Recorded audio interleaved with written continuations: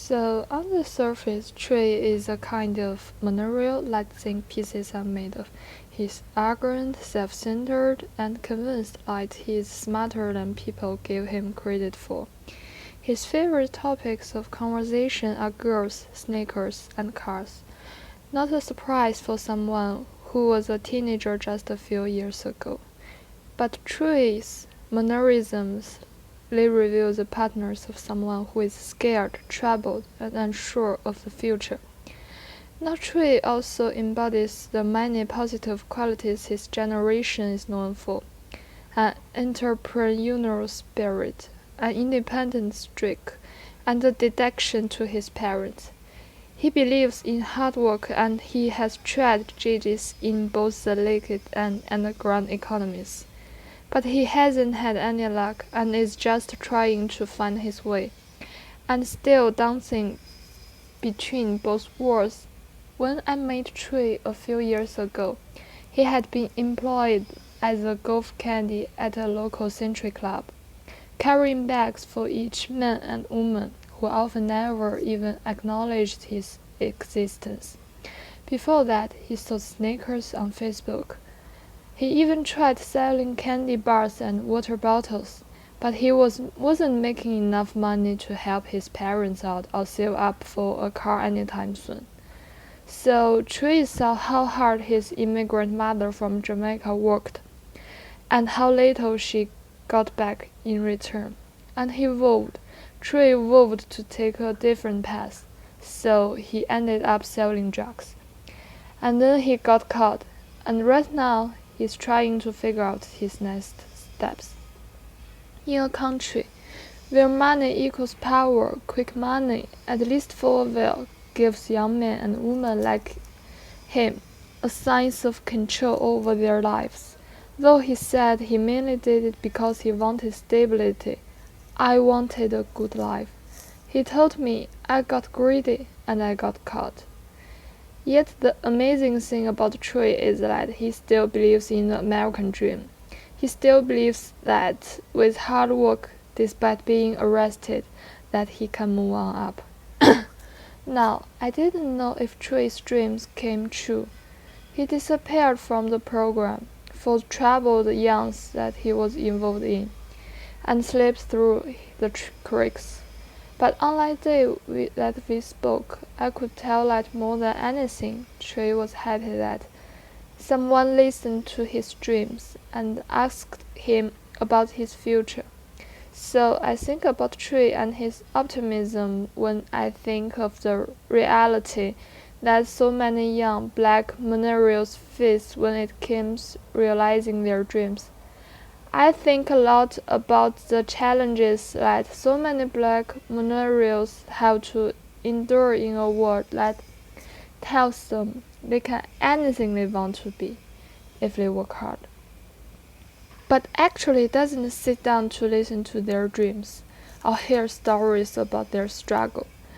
And we really need to listen to generation if we hope to have a healthy and civil society going forward. Because millennials of color, they made up a fair chunk of the US and the world population. Now, when we talk about the millennials, a group of that is often labeled as entitled, lazy, overeducated, non-committal, and narcissistic. The conversations often swirl around avocado toast, overpriced lattes, and fancy jobs abroad. You probably have heard all these things before, but millennials are not a monolith. Actress Lena Dunham may be the media's representation of his generation, but Trey and other voices like his are also part of the story. In fact, millennials are the largest and most diverse adult population in this society. 44% of all American millennials are non-white, but often you wouldn't even know it at all. Not sure, there are similarities within this population. Born between 1981 and 1996. Perhaps many of us do love avocado toast and lattes. I know I do, right? But there are also extreme differences, often between monorails of color and white monorails. In fact, all too often it seems as though we are virtually living in different worlds. Now, black monorails, a group that I have researched for a book I recently wrote, are the perfect example of the blind spot that we have when it comes into this group.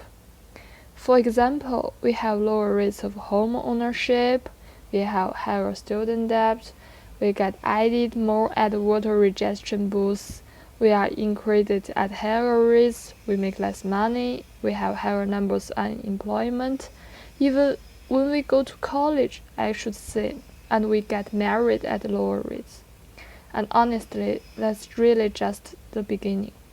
Now, none of these struggles are particularly new, right? Young black people in America have been really fighting hard to get their stories told for centuries.